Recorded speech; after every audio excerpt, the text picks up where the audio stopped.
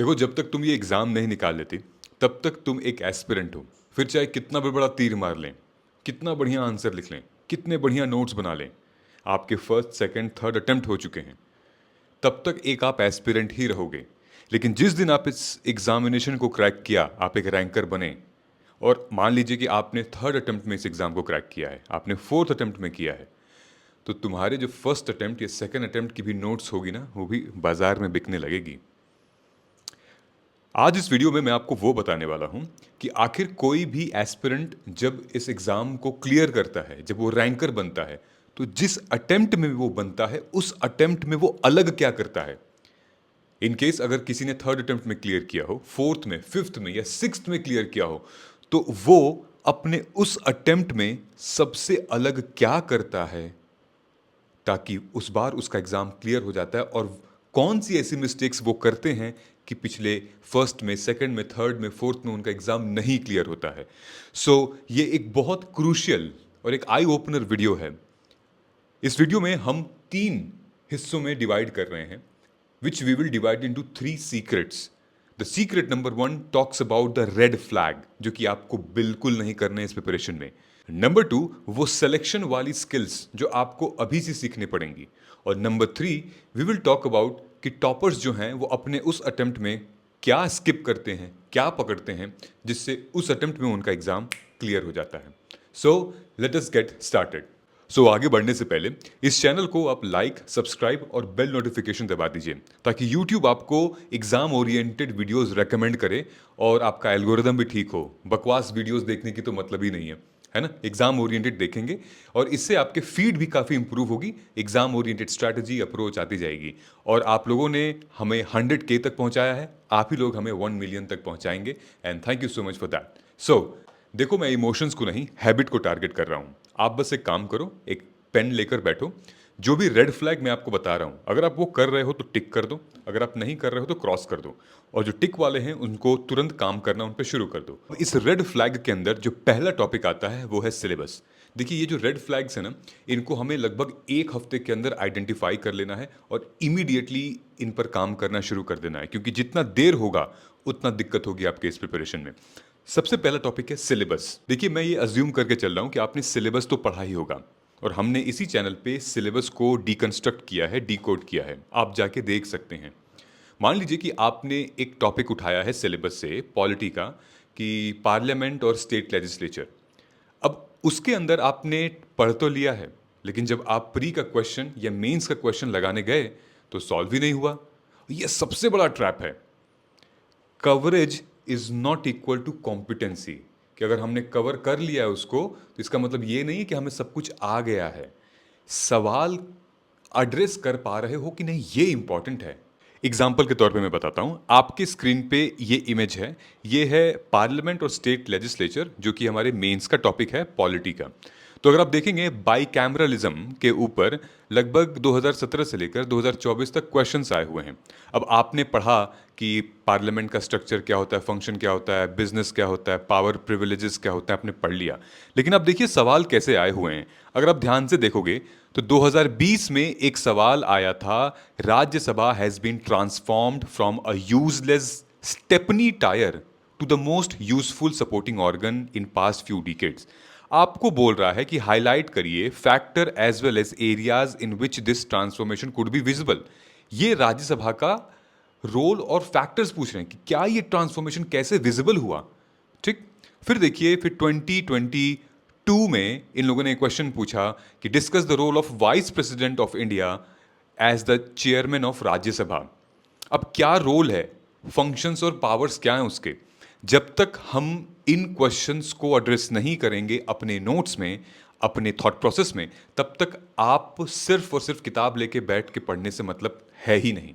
एक और एग्जांपल है 2024 में जो क्वेश्चन आया है, growth of cabinet system has practically resulted in the marginalisation of parliamentary supremacy. मतलब कैबिनेट सिस्टम इतना ज्यादा स्ट्रांग हो गया है कि पूरे पार्लियामेंट पे वो हावी पड़ रहा है, तो वो पार्लियामेंट मार्जिनलाइज्ड हो गया है।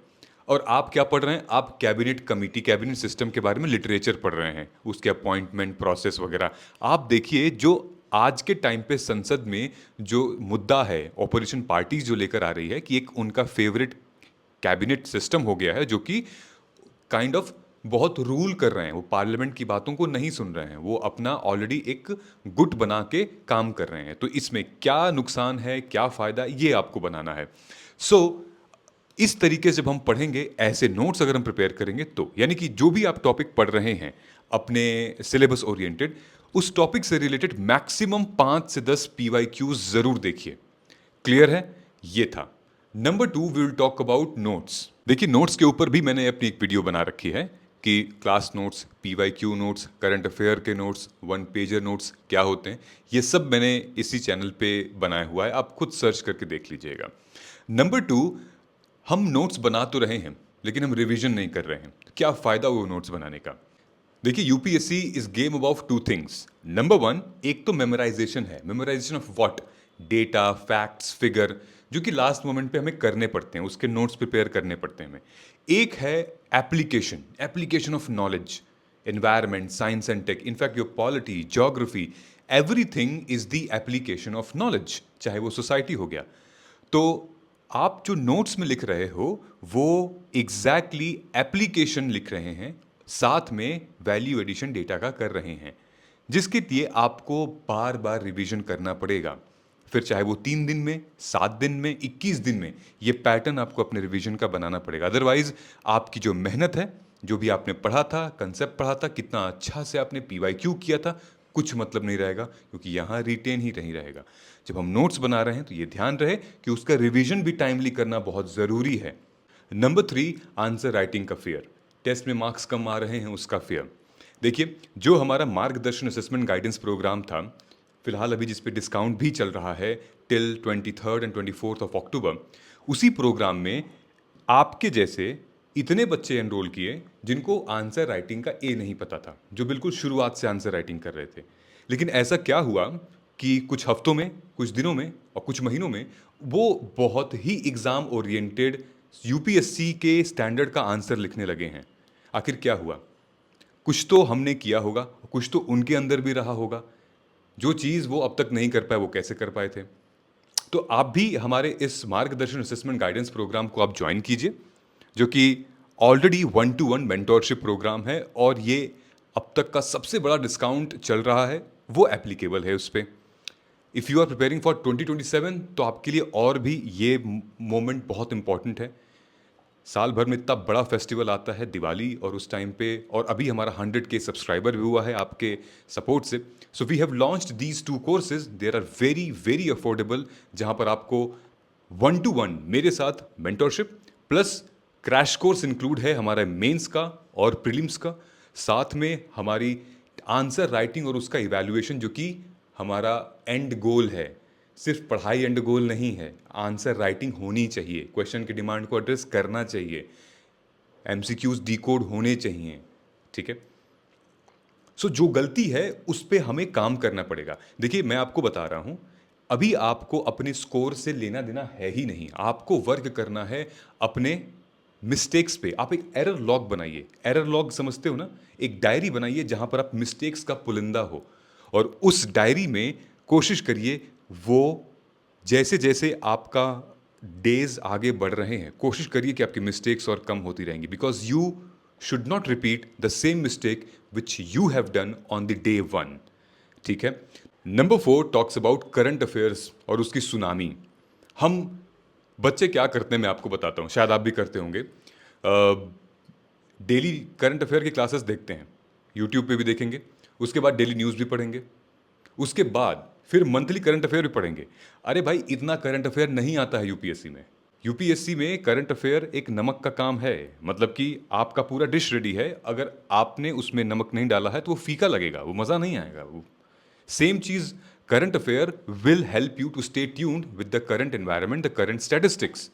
मैंने अपने वीडियो में भी बताया हुआ है कि करंट अफेयर्स के नोट्स कैसे प्रिपेयर करेंगे, लेकिन उसके लिए हमारा स्टैटिक पोर्शन का कंट्रोल बहुत ज़रूरी है। आप क्या करेंगे करंट अफेयर पढ़ के, जब आपको समझ में नहीं आएगा कि इन्फ्लेशन और डिफ्लेशन में क्या फ़र्क होता है? उसके ऊपर एक आर्टिकल आया है और आपने अभी तक इन्फ्लेशन पढ़ा ही नहीं है। जीडीपी और जीवीए में क्या फ़र्क होता है आपको पता ही नहीं है, उसके ऊपर एक आर्टिकल आया हुआ है। फूड प्रोसेसिंग इंडस्ट्री में क्या चैलेंजेस आ रहे हैं और एमएसएमई के लिए सरकार क्या कर रही है, उसके ऊपर एक आर्टिकल आया है। आपको पता ही नहीं है कि ये कौन से सिलेबस में आता है हमारा फूड प्रोसेसिंग सेक्टर। समझ रहे हैं आप मेरी बात? तो करंट अफेयर को हम पहले स्टैटिक पोर्शन को मजबूत करेंगे, उसके बाद फिर हम करेंगे। ऑलरेडी मैं अपने प्रोग्राम में करंट अफेयर को डेली एक तो न्यूज़पेपर की एनालिसिस करके भेज देता हूँ, दूसरा वीकली करंट अफेयर की क्लास लेता हूँ, ठीक है, ताकि उसको मर्ज कर सकें, मैनेज कर सकें। What you have to do, first complete your static portion. Okay, right to life क्या होता है, right to freedom of free speech and expression क्या होता है, फिर देखिए करंट अफेयर को आप वीकली करो ना, या अगर आप कर रहे हो कोई एक चीज करो, विच मीन्स कि आपको न्यूज़पेपर फॉलो करना है, आप डेली एडिटोरियल कर रहे हो, वो अब तक का सबसे बेस्ट चीज है। डेली न्यूज़पेपर एडिटोरियल एनालिसिस सबसे बेस्ट है। अगर आप नहीं कर पा रहे हो तो मंथली मैगजीन पढ़ो, वो नहीं है तो आप वीकली करो, but one source, that is it. Okay, ये गलती नहीं करनी है हमें। नाउ जो हमारा रेड फ्लैग वाला सेक्शन था, उसमें आखिरी पॉइंट है कोचिंग की डिपेंडेंसी। हम कोचिंग के लिए बहुत ज़्यादा डिपेंड हो चुके हैं। मतलब हम क्लास में तो मज़ा आ रहा है, सर पढ़ा रहे हैं, लेकिन जब आ रहे हैं घर पे और क्वेश्चन कर रहे हैं तो आ ही नहीं रहा। तो कहीं ना कहीं गैप तो है ना। आपको क्या करना पड़ेगा, अगर आप कोचिंग कर रहे हैं करिए, कोई दिक्कत नहीं है, लेकिन आप पहले से पढ़ के जाइए, देख के जाइए कि आखिर वहाँ पढ़ाने क्या वाले हैं। आप देख लीजिए कि मान लीजिए अगर आपका आज चैप्टर चल रहा है सेक्युलरिज्म के ऊपर, धर्मनिरपेक्ष के ऊपर, एक बार गूगल कर लो, देखो आपके सिलेबस में सेक्युलरिज्म कहाँ मेंशन किया गया है। एक बार देखो तो सही कि चलो कितने सारे क्वेश्चन सेक्युलरिज्म पे आए हुए हैं पीवाईक्यू में। चलो मान लो पीवाईक्यू नहीं देखा, जैसे लेक्चर कंप्लीट हुआ घर पे आओ और ना किताब खोलो ना कुछ, रेस्ट करो और लिख लो, मतलब जस्ट स्क्रिब इट कि आपने आज सेशन में क्या बात हुई थी। आधा पेज भी अगर आप लिख लोगे तो आपका रिकॉल वैल्यू है वो भाई 0 से 30% हो जाएगी। एंड फिर चेक करो कि पास्ट ईयर क्वेश्चन पेपर कैसे आए हुए हैं, then start your note making. अब एड्रेस करो उसको आप, लेकिन हम करते नहीं हैं। आपको लगता है शायद कि वो क्लास में पढ़ा दिया गया, बस बढ़िया है, अब एक दिन उसको हम रिवाइज कर लेंगे और फिर क्वेश्चन लग जाएगा। ना जी ना, this is not college examination. Okay, अब हम वीडियो के सेकंड पार्ट पे आते हैं, विच टॉक्स अबाउट कि आपको क्या करना चाहिए, कि without this you won't be able to crack, you know what you should learn before you start preparing for UPSC CSC. और अगर आप कर भी चुके हो तो फिर आपको वो क्या पॉइंट है देखना चाहिए। प्रैक्टिकल बात करते हैं। नंबर वन, हम सबसे पहले आते हैं, देखिए प्रीलिम्स में अगर हमें जीतना है तो हमें क्वेश्चंस को तोड़ना पड़ेगा, स्टेटमेंट को तोड़ना पड़ेगा, आइडेंटिफाई करना पड़ेगा वो ट्रैप, आपको वो ट्रिगर वर्ड्स देखने पड़ेंगे, correct, incorrect, not correct, only, not only, this is defined in Indian constitution, this is not defined in Indian constitution. For example इस स्क्रीन पे देखिए मैंने एक क्वेश्चन पुट किया हुआ है। सो ये क्वेश्चन मतलब कई बार आ चुका है, 2015, 16, 18, 23, 24, मतलब ये पॉलिटी का क्वेश्चन है और बिल के ऊपर है। आप स्क्रीन पॉज करके एक बार पढ़ना ज़रूर।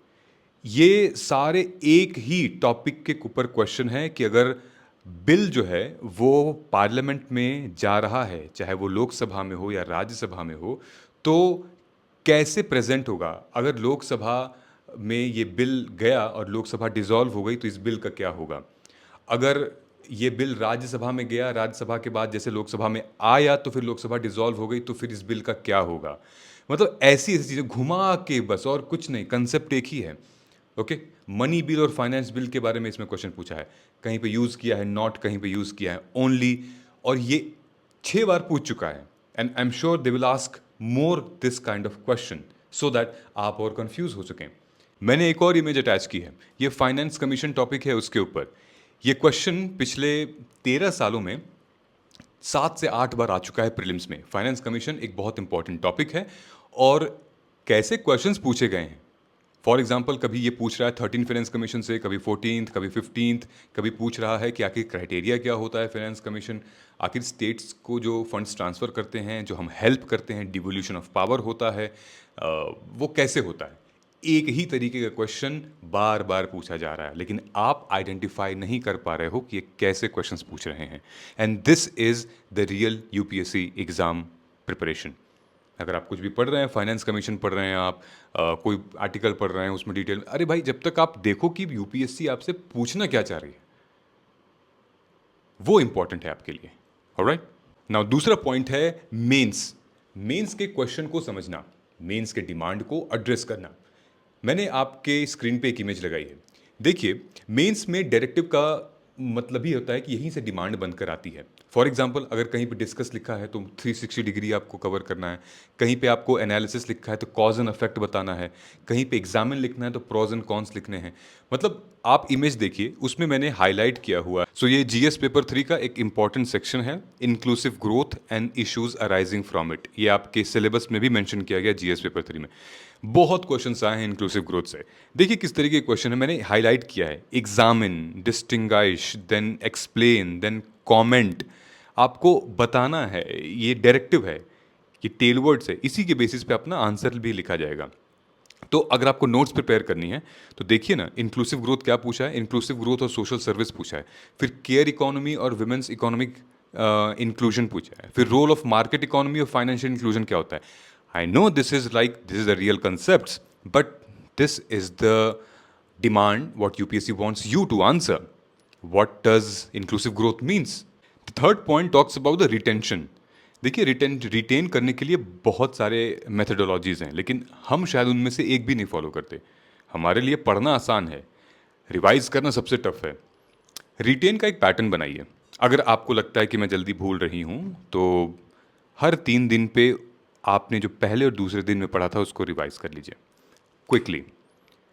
या फिर आप एमसीक्यू सॉल्व कर सकते हैं जो भी आपने पढ़ा था 2 दिन में वो।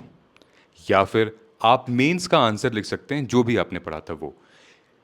इससे क्या होगा, आप बार बार कंटेंट से टच में रहोगे और आपकी हैबिट, आपका बार बार सबकॉन्शियस माइंड में वो कंटेंट जाता रहेगा। ऑलराइट। अगर आप छोड़ दोगे, आप 10 दिन तक, 20 दिन तक, 1 महीने तक छोड़ दोगे, तो वो लिटरली वो रिटेंशन लेवल कम हो जाएगा। उस टाइम पे जब आप पढ़ रहे थे तो 100% होगा, बिल्कुल 5% 10% होगा। लेकिन अगर आप मॉक टेस्ट देते हैं प्रॉपर उसी टॉपिक का, आप पढ़ रहे हैं इकोनॉमी, मॉक टेस्ट दे रहे हैं आप साइंस एंड टेक का, ये तो गलत है ना। इकोनॉमी का जो चैप्टर आप पढ़ रहे हैं, बजट, बजट का ही मॉक टेस्ट लगाइए। अपने स्कोर को अभी मत मिलाइए कि कितना स्कोर में है, नहीं, गलती देखिए कि कहाँ की थी मैंने। Same goes to your mains answer writing. Just start writing ना, डोंट, अरे कोई नहीं देखेगा तुम्हारा आंसर भाई अभी। Just write. अब तुम्हारे कमरे में तुम अकेली हो, कोई नहीं देख रहा है आपका आंसर। जस्ट राइट ना, तुमने क्या देखा था, क्या सुना था, क्या पढ़ा था, just write it. Then you compare with the answer, या फिर गूगल करो, देखो क्या आंसर आ रहा है, सर्च करो, फिर वैल्यू ऐड करो, आगे बढ़ो। रिटेन करने का सबसे अच्छा तरीका, आप स्पेस्ड रिवीजन, स्पाइरल रिवीजन करिए। एक तो सेम डे भी कर सकते हैं, हमारी सबकी सबकी मेमोराइज करने की क्षमता अलग होती है। 1 दिन में, 3 दिन में, 7 दिन में, 21 दिन में आप ऐसे रिवीजन कर सकते हैं। आइडियली वी रिकमेंड कि आप 7 डेज में पूरे हफ्ते का रिवाइज करने बैठ जाइए। डेली को आप मॉक टेस्ट लगाइए और डेली आप एटलीस्ट 1-2 आंसर लिखिए ही लिखिए। 1 घंटा तो इसमें डेडिकेट करना ही करना है। Number 3 talks about PYQ backtracking. And I have been almost saying for over 2 to 3 years कि PYQs are the holy grail. वो बहुत इंपॉर्टेंट है और उनको ट्रैक करना। पिछले 13 साल के PYQ को उठाइए, सब्जेक्ट, टॉपिक, माइक्रो टॉपिक। अगर आपके पास नहीं है तो ऑलरेडी मैंने ये एक चीज़ बना रखी है, this is already we have made it, UPSC mains PYQ Astra, जिसमें यही है। माइक्रो थीम्स हमने डाल रखी हैं हर एक पेपर की, 2013 से लेकर 2025 तक, subject wise, year wise, topic wise और माइक्रो टॉपिक वाइज। देखिए ना, पैटर्न देखिए किस तरीके के क्वेश्चंस पूछ रहे हैं। अभी जैसे हमने पहला क्वेश्चन देखा था ना, वो रोल ऑफ राज्यसभा के ऊपर। अब उसके ऊपर आप अपने नोट्स प्रिपेयर करिए, आपको पता चलेगा कि अच्छा ये लोग राज्यसभा के ऊपर ऐसा क्वेश्चन पूछ रहे हैं, और आप पढ़ कुछ ऐसा रहे थे, आपको किसी ने बता दिया कि नहीं बेटा तुम राज्यसभा से ये पढ़ लो, है ना। तो PYQs are very very important. मैंने अप्रोच बताई है आपको, सिलेबस, PYQ, तब resources, then read, then make notes, give test, answer write and then repeat. Alright. और इस सेक्शन में last but not the least, time को बॉक्स करना है आपको, यानी कि टाइम को आपको शेड्यूल प्रिपेयर करना है बेसिकली। आप टाइम दीजिए ना कि लगभग 10 दिन में मेरा ये ख़त्म हो जाना चाहिए। देखिए टाइम बहुत इंपॉर्टेंट है। मैंने एक अपने स्टूडेंट को, जो कि बिगिनर हैं, 2027 की प्रिपरेशन कर रहे हैं, मैंने उनको बताया कि बेटा तुम्हें दिसंबर तक NCERT की रीडिंग फिनिश करनी है। और मैंने उनको बताया टोटल, आप इमेज भी देख सकते हैं स्क्रीन पे, इस तरीके की इमेज उसने बनाई थी कि टोटल मैं 1 घंटे में इतने पेजेस पढ़ता हूँ, तो एक दिन में कितने पेजेस पढ़ूंगा, मेरे पास कितना दिन बचा हुआ है, टोटल पेजेस कितने हैं, तो एक सब्जेक्ट कितने दिन में मैं फिनिश कर सकता हूँ। जैसे पॉलिटी है, पॉलिटी को मैं इतने दिनों में फिनिश कर सकता हूँ, इतने पेजेस हैं, बना लिया। आपको भी टारगेट देना पड़ेगा ये। अगर हम रैंडमली चलेंगे तो फिर हम नहीं कर पाएंगे। Give your self a target. Okay, खुद से टारगेट दीजिए और कहिए कि ये यहाँ तक हमें करना है। यही एक ये कंसिस्टेंसी है, इसी को कहते हैं कंसिस्टेंसी को मेंटेन करना। Now last but not the least, ये एक ऐसा सेक्शन है जहां पर आपको बताएगा कि जब भी कोई रैंकर क्रैक करता है उस अटेम्प्ट में, तो वो अलग क्या करते हैं उस अटेम्प्ट में। ओके, सो पॉइंट नंबर 1, हम क्या करते हैं, हम पहले किताब फिनिश करते हैं, उसके बाद एमसीक्यू लगाते हैं। नहीं, रैंकर्स क्या करते हैं, कोई टॉपिक फिनिश कर रहे हैं, फिर उसके बाद प्रैक्टिस कर रहे हैं एमसीक्यू, जो कि मैंने भी आपको बताया। टॉपिक फिनिश करिए, एमसीक्यूज प्रैक्टिस करिए, आंसर राइटिंग प्रैक्टिस करिए, पीवाईक्यूज देखिए, आगे बढ़िए। नंबर 2, हमारे लिए स्टैटिक अलग, करंट अफेयर अलग। एक रैंकर क्या करता है, उसको इंटीग्रेट कर लेता है। फॉर एग्जाम्पल, अगर हम एमएसपी पढ़ रहे हैं, मिनिमम सपोर्ट प्राइस, ये एक स्टैटिक पोर्शन है, हम इसको करंट अफेयर से इंटीग्रेट कैसे करें।